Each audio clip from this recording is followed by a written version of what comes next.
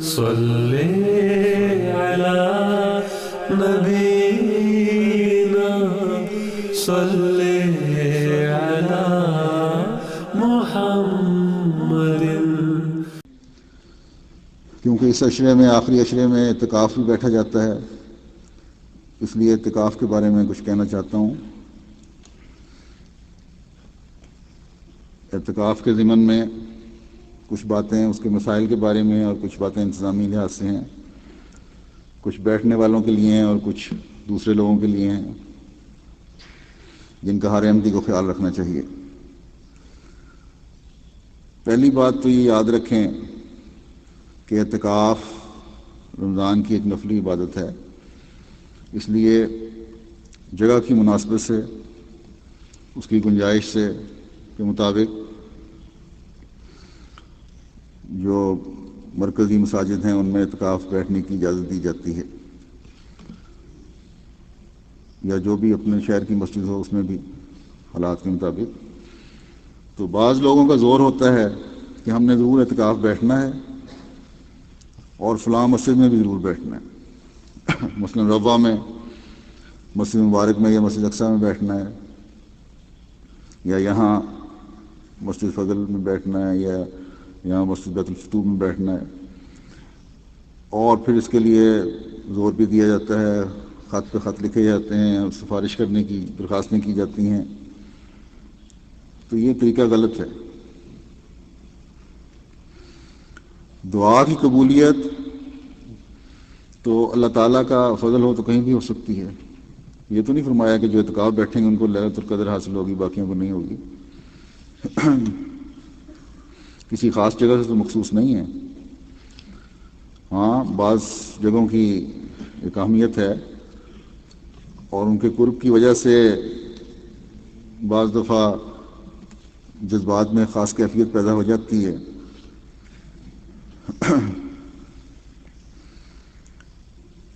لیکن یہ سوچ بہرحال غلط ہے کہ ہم نے فلاں جگہ ضرور بیٹھنا ہے، اور اس کی دلیلیں بھی بعض دفعہ لوگوں کو صرف یہ خیال ہوتا ہے کہ فلاں بیٹھا تھا پچھلے سال اس لیے ہمیں اس دفعہ باری دی جائے، یا اس سال ہم نے ضرور بیٹھنا ہے۔ تو یہ دیکھا دیکھی والی بات ہو جاتی ہے، نیکیوں میں بڑھنے والی بات نہیں رہتی۔ ایک روایت میں آتا ہے، حضرت عائشہ رضی اللہ تعالیٰ عنہ روایت کرتی ہیں کہ رسول اللہ صلی اللہ علیہ وسلم ہر رمضان میں اعتکاف فرمایا کرتے تھے۔ ایک رمضان میں نماز فجر کی ادائیگی کے بعد آپ اپنے خیمہ میں داخل ہوئے تو حضرت عائشہ نے اعتکاف بیٹھنے کی اجازت مانگی تو آپ نے ان کو اجازت دے دی۔ انہوں نے بھی اعتکاف کے لیے خیمہ لگا لیا۔ حضرت حفصہ نے حضرت عائشہ کے اعتکاف کرنے کا سنا تو انہوں نے بھی اعتکاف کے لیے خیمہ لگا لیا۔ حضرت زینب نے یہ خبر سنی تو انہوں نے بھی اعتکاف کے لیے خیمہ لگا لیا۔ رسول اللہ صلی اللہ علیہ وسلم جو اگلی صبح دیکھا جب آپ نے تو 4 خیمے لگے ہوئے تھے۔ اس پر آپ صلی اللہ علیہ وسلم نے فرمایا یہ کیا ہے؟ اس پر آپ کو امہات المومنین کا حال بتایا گیا کہ ہر ایک نے اس طرح کہ دوسرے کی دیکھا دیکھی خیمہ لگا لیا، یا اس لحاظ سے کہ آن سلم کو قرب حاصل ہو جائے گا۔ بہرحال اس پر حضور صلی اللہ علیہ وسلم نے فرمایا کہ ان کو ایسا کرنے پر کس چیز نے مجبور کیا ہے؟ کیا نیکی نے؟ ان خیموں کو اٹھا لو، میں ان کو نہ دیکھوں۔ چنانچہ وہ خیمے اکھاڑ دیے گئے۔ پھر حضور صلی اللہ علیہ وسلم نے اس رمضان میں اعتکاف نہ کیا، اپنا خیمہ بھی اٹھا لیا۔ اس سال آپ نے روایت کے مطابق آخری عشرہ شوال میں اعتکاف کیا۔ تو فرمایا یہ دیکھا دیکھی والی جو نیکیاں ہیں یہ بدعت بن جاتی ہیں، اس لیے آپ نے اکھڑوائے، اور آپ برداشت نہ کر سکتے تھے کہ بدعت پھیلیں۔ نیکیوں کی خواہش تو دل سے پھوٹنی چاہیے، اس کا اظہار اس طرح ہو کہ لگے کہ دل سے نکل رہی ہے ایک نیکی کی خواہش، یہ نہ ہو کہ جس طرح دیکھا دیکھی یہ لگ رہا ہو کہ دیکھا دیکھی سب کام ہو رہے ہیں۔ امہات المومنین بھی نیکی کی وجہ سے اعتکاف بیٹھی ہوں گی یقیناً کہ حضرت صلی اللہ علیہ وسلم کے قرب میں ان برکات سے ہم بھی حصہ لے لیں جو ان دنوں میں ہونی ہے. لیکن آپ صلی اللہ علیہ وسلم کو یہ برداشت نہ تھا کہ کسی نیکی سے دکھاوے کا ذرا سا بھی اظہار ہوتا ہو، ذرا سا بھی شبہ ہوتا تھا، چنانچہ آپ نے سب کے خیمے کھلوا دیے. پھر آپ نے ہمیں یہ بھی بتایا کہ یہ اعتکاف کس طرح بیٹھنا چاہیے، بیٹھنے والوں کے لیے بھی اور دوسروں کے لیے بھی کیا کیا پابندیاں ہیں. روایت میں آتا ہے کہ آپ نے رمضان کے آخری عشرے میں اعتکاف کیا. آپ کے لیے کبھی خشک شاخوں کا حجرہ بنایا گیا، آپ کے لیے کھجور کی خشک شاخوں کا حجرہ بنایا گیا. ایک دن آپ نے باہر جھانکتے ہوئے فرمایا نمازی اپنے رب سے راز و نیاز میں مگن ہوتا ہے، اس لیے ضروری ہے کہ ایک دوسرے کو سنانے کے لیے قرات بالجہر نہ کرو. یعنی مسجد میں اور بھی لوگ اعتکاف بیٹھے ہوں گے، اس لیے فرمایا کہ جب معتکف جو ہے وہ اپنے اللہ سے راز و نیاز کر رہا ہوتا ہے، دعائیں کر رہا ہوتا ہے. قرآن شریف بھی اگر تم پڑھ رہے ہو، نماز میں پڑھ رہے ہو یا ویسے تلاوت کر رہے ہو تو اونچی آواز میں نہ کرو تاکہ دوسرے ڈسٹرب نہ ہوں. ہلکی آواز میں تلاوت کرنی چاہیے، سوائے اس کے اب مثلاً جماعتی نظام کے تحت بعض مساجد میں درسوں کا انتظام ہوتا ہے خاص وقت کے لیے، وہ ایک جماعتی نظام کے تحت ہے. اس کے علاوہ ہر ایک معتکف کو نہیں چاہیے کہ اونچی آواز میں تلاوت بھی کرے یا نماز بھی پڑھے، کیونکہ اس طرح دوسرے ڈسٹرب ہوتے ہیں. تو یہ ہیں احتیاطیں جو حضرت صلی اللہ علیہ وسلم نے فرمائیں. کہاں یہ احتیاطیں آپ دیکھیں اور کہاں یہ حال ہے کہ بعض دفعہ پہلے ربا میں بھی ہوتا تھا لیکن باہر ابھی بھی بعض مساجد میں ہوتا ہے، دوسرے شہروں میں شاید یہاں بھی صورتحال ہو، اور کافی تکلیف دہ صورتحال ہوتی ہے یہ معتکف کے لیے کہ وہ اپنی عبادت میں مصروف ہوتا ہے تو ایک چادر ہی ٹانگی ہوتی ہے نا ایک پردے کے لیے دراصل، تو پردے کے پیچھے سے ایک ہاتھ اندر داخل ہوتا ہے جس میں مٹھائی ہو اور ساتھ پرچی ہو کہ میرے لیے دعا کرو، یا نمازی سجدے میں پڑا ہوا ہے، اوپر سے سجدہ پردہ خالی ہوتا ہے تو اوپر سے کاغذ آ کے اس کے اوپر گر جاتا ہے کہ میرے لیے دعا کرو، ساتھ نام ہوتا ہے. یا ایک پراسرار آواز پردے کے پیچھے سے آتی ہے آہستہ سے کہ میں فلاں بول رہا ہوں میرے لیے دعا کرو. تو یہ سب غلط طریقے ہیں. پھر شام کو افطاریوں کا سلسلہ شروع ہو جاتا ہے. افطاریاں آتی ہیں بڑی بڑی ٹرین لگ کے بھر کے جو معتکف تو کھا نہیں سکتا، لیکن مسجد میں ایک شور بھی پڑ جاتا ہے اور گند بھی ہو رہا ہوتا ہے. اور پھر جو لوگ افطاریاں بھیج رہے ہوتے ہیں بعض بڑے فخر سے بتاتے بھی ہیں کہ آج میں نے افطاری کا انتظام کیا ہوا تھا، کیسی تھی، کیا تھا، یا دوسروں کو بتا رہے ہیں کہ یہی کچھ تھا، کہ بڑی پسند کی گئی میری افطاری. پھر اگلے دن دوسرا شخص اس سے بڑھ کر افطاری کا اہتمام کرنے کی کوشش کرتا ہے. تو یہ سب فخر و مباحات کے زمرے میں آتی ہیں چیزیں، بجائے اس کے کہ خدمت کی جائے یہ دکھاوے کی چیزیں بن جاتی ہیں. اس لیے یا تو اعتکاف بیٹھنے والا اپنے گھر سے سحری افطاری منگوائے یا جماعتی نظام کے تحت مہیا ہو.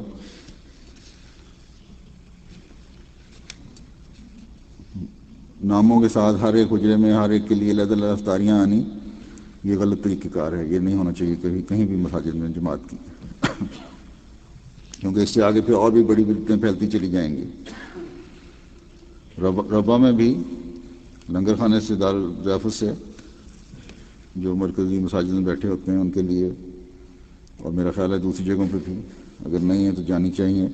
افطاری وہیں سے تیار ہو کے جاتی ہے اور ایک جگہ سارے بیٹھ کر کھا لیتے ہیں یا سحری کے وقت بھی. پھر بعض لوگ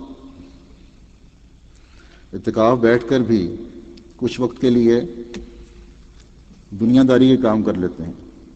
مثلاً بیٹے کو کہہ دیا یا اپنے کسی کام کرنے والے کارندے کو کہہ دیا کہ کام کی رپورٹ فلاں وقت آ کر مجھے دے جایا کرو. کاروباری مشورے لینے ہوں تو فلاں وقت آ جایا کرو، کاروباری مشورے دیا کروں گا. تو یہ طریق بھی غلط ہے سوائے اشد مجبوری کے. اس بارے میں یہ کام نہیں ہونا چاہیے. حضرت اقدس مسیح موعود علیہ الصلوۃ والسلام سے اس بارے میں سوال ہوا کہ جب آدمی اعتکاف میں ہو تو اپنے دنیاوی کاروبار کے متعلق بات کر سکتا ہے یا نہیں. آپ نے فرمایا کہ سخت ضرورت کے سبب کر سکتا ہے اور بیماری کی عیادت کے لیے اور حوائج ضروری کے واسطے باہر جا سکتا ہے. فرمایا کہ سخت ضرورت کے تحت.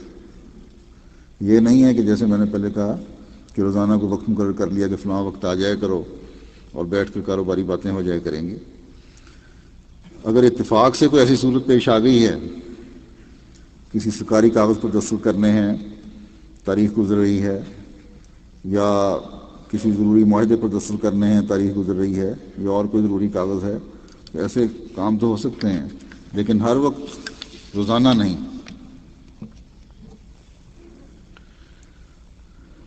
یہ جو اقدس مسیح موعود علیہ الصلوۃ والسلام نے فرمایا کہ بیماری کی عیادت کے لیے بھی جا سکتے ہیں، بعض لوگوں کا خیال ہے کہ نہیں نکلنا چاہیے. یہ بھی عین حضرت صلی اللہ علیہ وسلم کی تعلیم کے مطابق ہے. حضرت عائشہ روایت کرتی ہیں کہ رسول اللہ صلی اللہ علیہ وسلم بیمار پرسی کے لیے جاتے اور آپ اعتکاف میں ہوتے، بس آپ قیام کیے بغیر اس کا حال پوچھتے.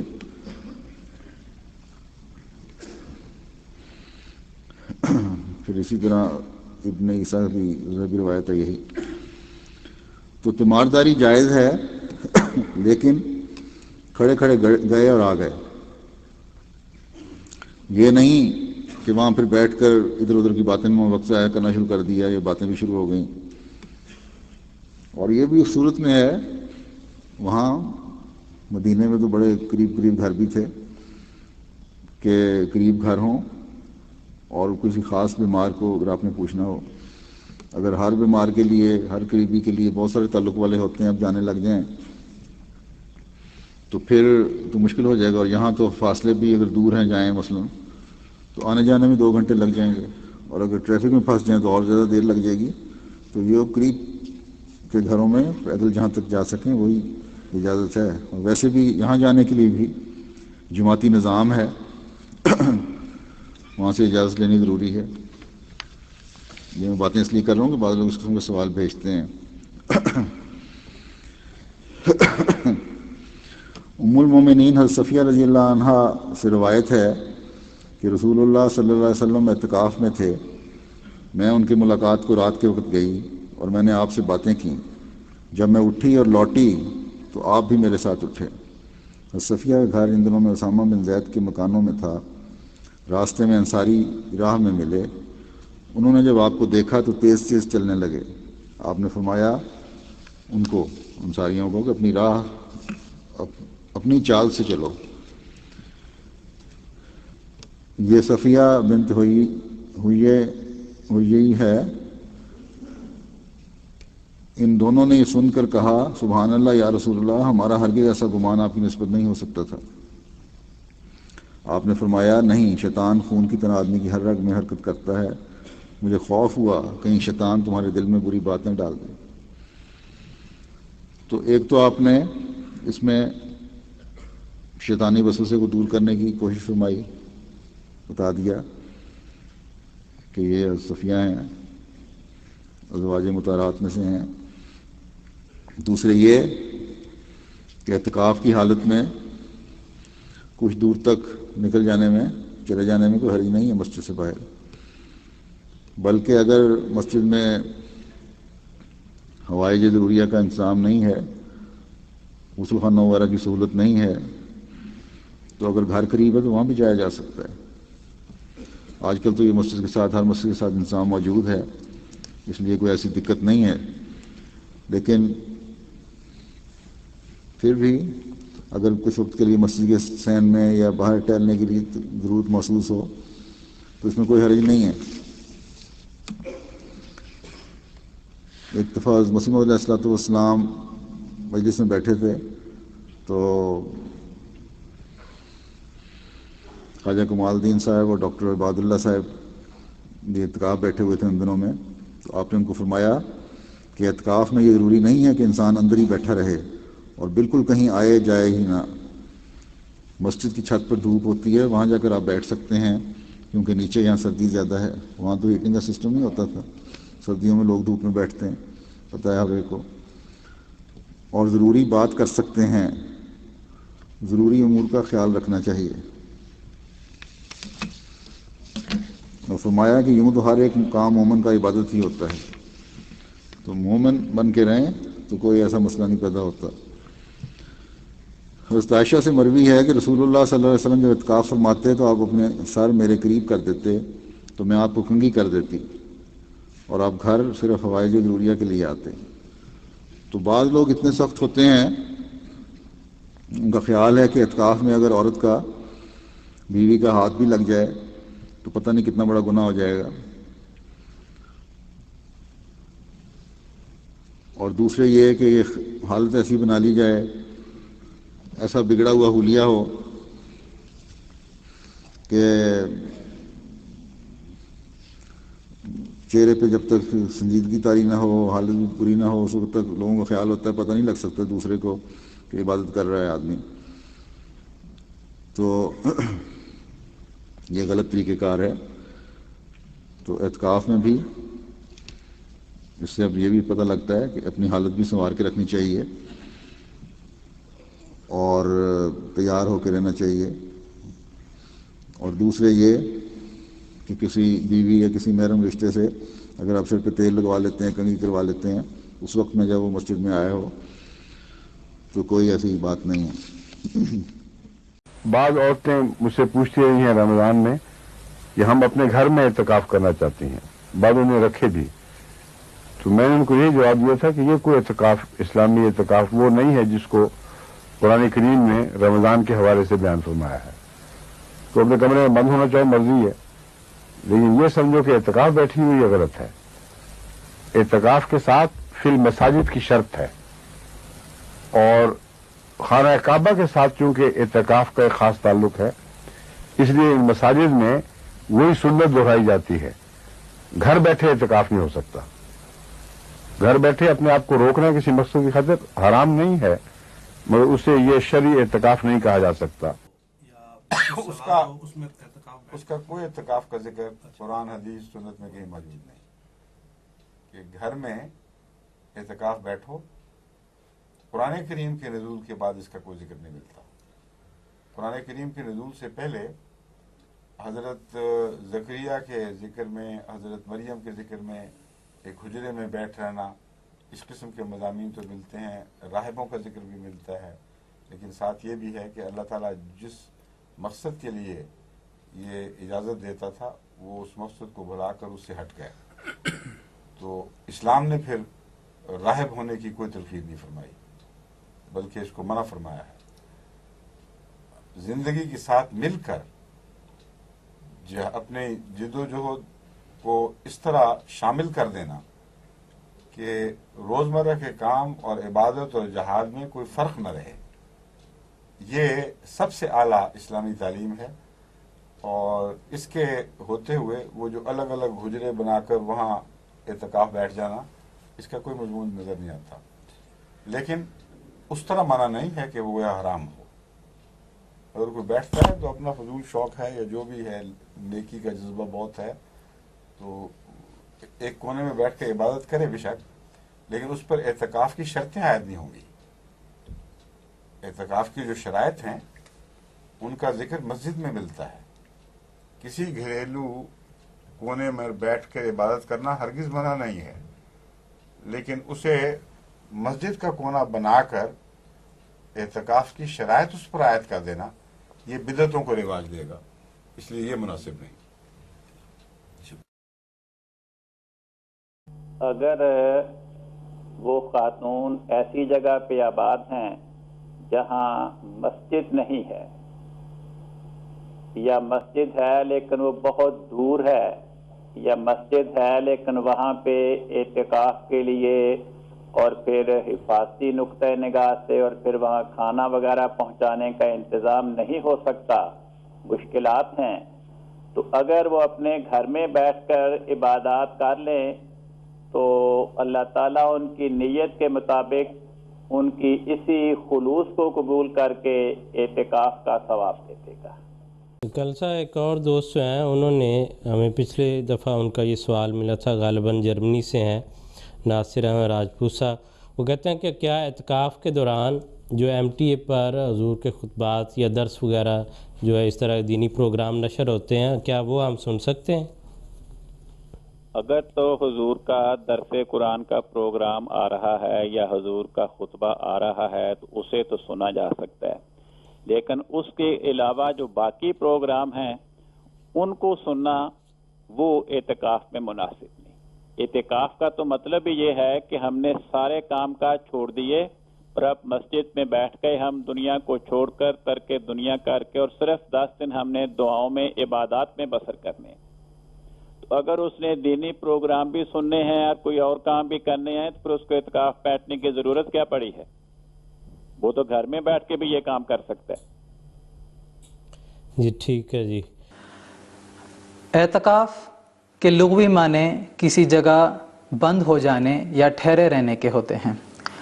اسلامی اصطلاح میں اعتکاف کا مطلب اللبث فی المسجد مع الصوم و نیت الاعتکاف، یعنی عبادت کی نیت سے روزہ رکھ کر مسجد میں ٹھہرنے کا نام اعتکاف ہے۔ حضرت عائشہ صدیقہ رضی اللہ تعالی عنہا بیان کرتی ہیں کہ حضرت صلی اللہ علیہ وسلم رمضان المبارک کے آخری عشرے میں اعتکاف کیا کرتے تھے اور آپ کا یہی معمول وفات تک رہا۔ اس کے بعد آپ کی ازواج مطہرات بھی ان دنوں میں اعتکاف کرتی تھیں۔ اس مہینے میں بھی نبی کریم صلی اللہ علیہ وسلم نے اعتکاف کے لیے آخری عشرہ کا باذنہ تعالی انتخاب فرمایا ہے، اور خود حضور اقدس صلی اللہ علیہ وسلم نے ہمیں اس کی حکمت بھی سمجھا دی ہے۔ چنانچہ حدیث شریف میں آتا ہے کہ حضور صلی اللہ علیہ وسلم نے فرمایا یغفر لهم فی آخر لیلۃ قیل یا رسول اللہ اہی لیلۃ القدر قال لا ولكن العامل انما یوفى اجرہ اذا قضى عملہ۔ مسند احمد کی یہ حدیث ہے کہ نبی کریم صلی اللہ علیہ وسلم نے فرمایا کہ رمضان کی آخری رات میں میری امت کی مغفرت ہوتی ہے۔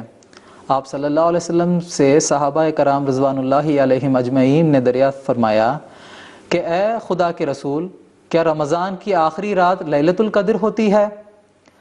نبی کریم صلی اللہ علیہ وسلم نے فرمایا نہیں، بلکہ عمل کرنے والا جب عمل سے فارغ ہوتا ہے تو اس وقت اسے اس کا اجر دیا جاتا ہے، اور یہ مغفرت کا اجر ہے۔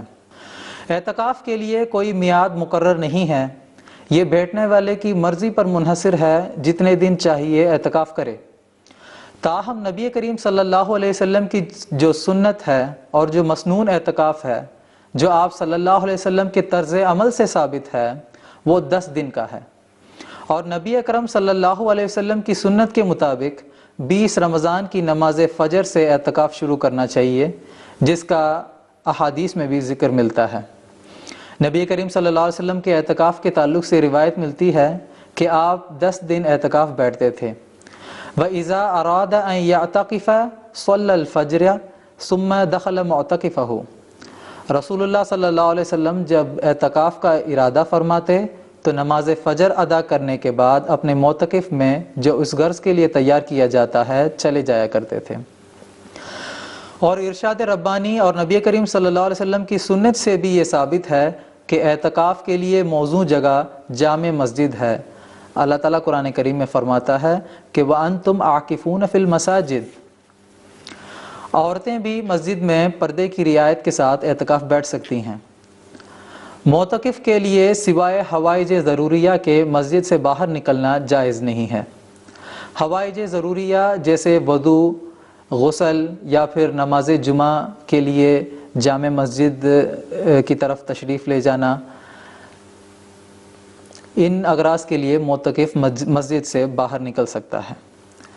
اعتکاف کے دنوں میں معتکف کو مسجد میں رہ کر کیا کرنا چاہیے، اس کی طرف بھی نبی اکرم صلی اللہ علیہ وسلم نے امت کی رہنمائی فرمائی ہے۔ اعتکاف کرنے والے کے لیے یہ ضروری ہے کہ وہ روزہ رکھے۔ نبی اکرم صلی اللہ علیہ وسلم کا یہ واضح ارشاد ہے کہ لا اعتکاف الا بصوم، کہ روزہ کے بغیر کوئی اعتکاف نہیں۔ اور حضرت نبی اکرم صلی اللہ علیہ وسلم کے آخری عشرے کی روٹین کے تعلق سے حضرت عائشہ صدیقہ رضی اللہ تعالی عنہا کی روایت ہے کہ فرماتی ہیں کہ نبی اکرم صلی اللہ علیہ وسلم رمضان کے آخری عشرہ میں داخل ہوتے تو کمر ہمت کس لیتے اور اپنی رات کو عبادت میں شب بیداری سے زندہ کرتے اور اپنے گھر والوں کو بھی جگاتے۔ صحیح بخاری کتاب الصوم۔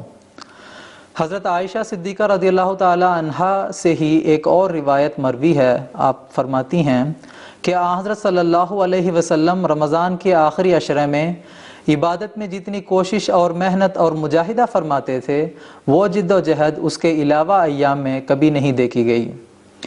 نیز در منصور میں اس حدیث کا ذکر ہے کہ رسول اکرم صلی اللہ علیہ وسلم نے فرمایا ہے کہ معتکف کلی طور پر اپنے آپ کو خدا کے حضور میں ڈال دیتا ہے اور کہتا ہے کہ واللہ لا ابرح حتی ترحمنی، کہ اے خدا مجھے تیری ہی قسم میں یہاں سے نہیں ہٹوں گا یہاں تک کہ تو مجھ پر رحم فرمائے۔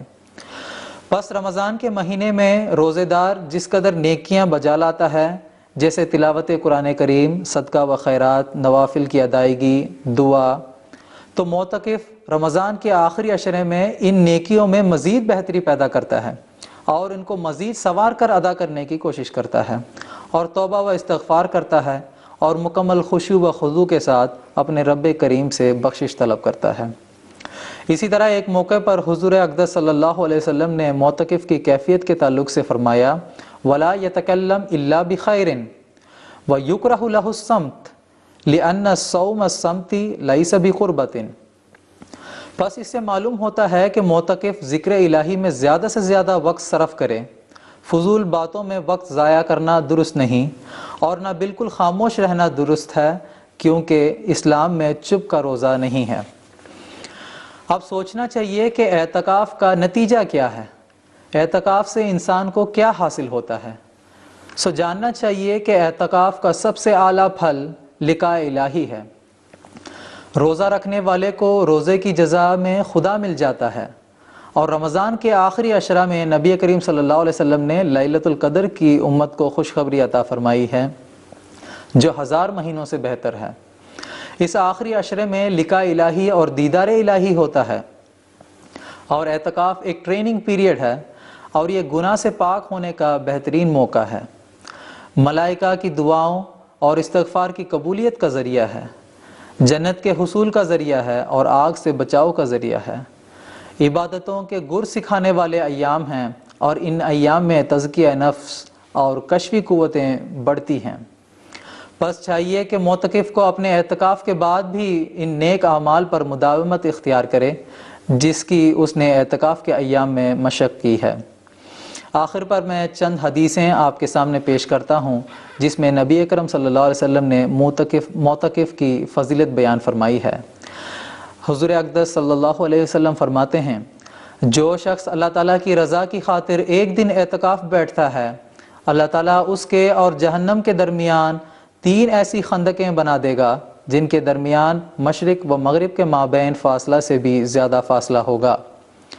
نیز فرمایا کہ معتکف اعتکاف کی وجہ سے جملہ گناہوں سے محفوظ رہتا ہے، اسے ان نیکیوں کا بدلہ جو اس نے اعتکاف سے پہلے بجا لائی تھیں اسی طرح اجر ملتا رہتا ہے جیسا کہ وہ اب بھی انہیں بجا لا رہا ہے۔ پس اللہ تعالیٰ سے دعا ہے کہ وہ تمام معتکفین کے اعتکاف کو اپنے فضل سے قبول فرمائے اور معتکفین کو اعتکاف کا حق ادا کرنے کی توفیق و سعادت عطا فرمائے، اور اس مبارک مہینے سے ہم سب کو بھی مستفید ہونے کی توفیق و سعادت عطا فرمائے۔ وآخر دعوانا ان الحمد للہ رب العالمین۔